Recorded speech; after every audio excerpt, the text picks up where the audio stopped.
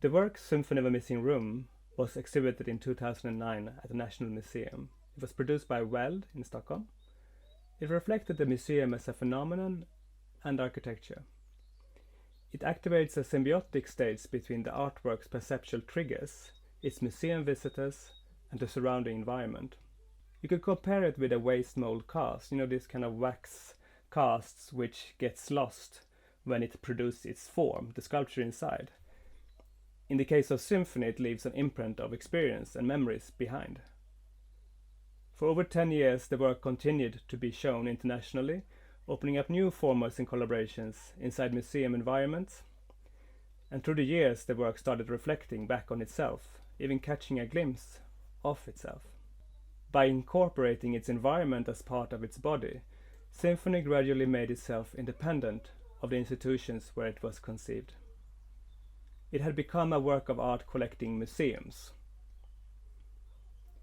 This particular version, made in April 2020, during a time when many public places are emptied, when cultural institutions are closed, it is a virtual architecture made of Symphony's previous incarnations from over 20 international museums and biennials.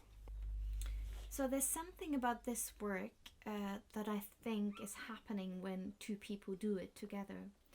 Now, one is that because one person is guiding and then the other person is following, and then you swap roles, you establish a trust in between each other without speaking to each other.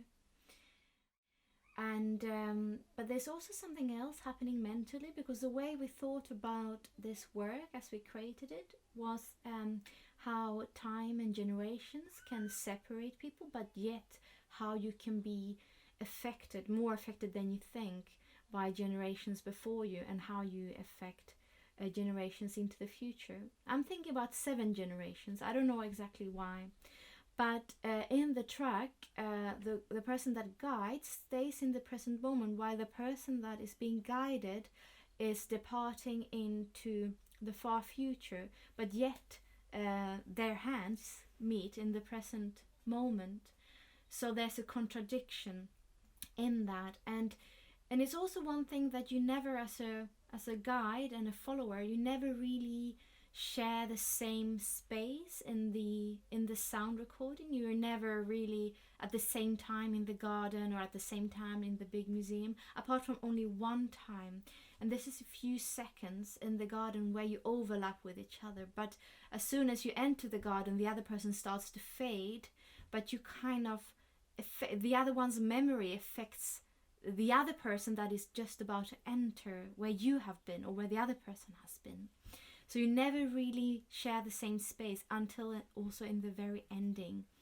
What does it mean, like, to be affected by things that happened in the past, and then how are we responsible for our actions and thoughts, and how do we transfer that into the future?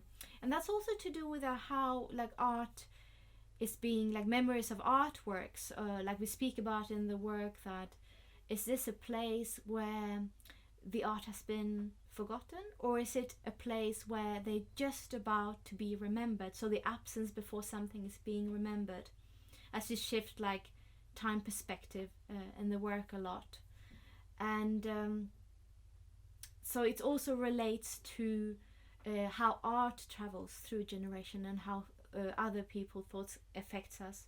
Another thing that is important to me that I would like to share with you, and it's also something that I probably wouldn't have shared a month ago, but I had the realization that sometimes it's taken for granted that when you have a work of where you go inwards and enter your imagination, that is often, I find, mistaken for going, like, you are turning away from the world. But I would also like to say that that could also mean be a way to approach the world.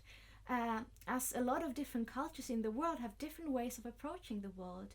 You have, for example, the Aboriginal culture, where they turn inwards in order to approach the world.